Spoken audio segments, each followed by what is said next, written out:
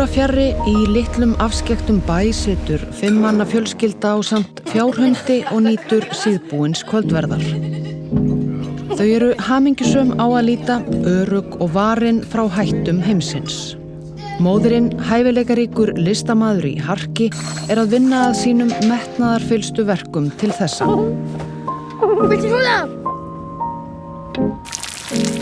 It's nice. Are they all brown?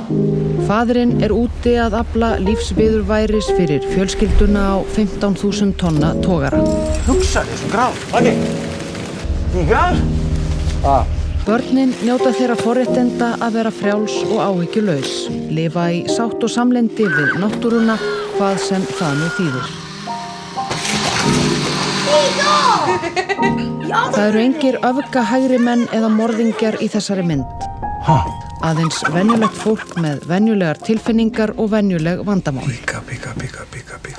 Mér fannst það ekki fyndið. Myndin hefur áhuga á hversdagslegum hlutum eins og gönguferðum, hundabaði, snjó, mat, frosinn fisk, góðum stígvélum, ástíðum, háhyrningum, sumarkjól, Jóhönnu af Örk. Segja að maðurinn aumingi, Hulda.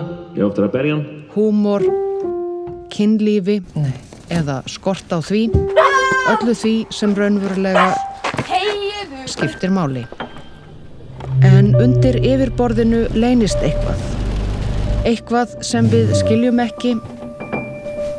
Eitthvað fornt, dýrslegt, dularfullt leyndarmál. Drafst hann?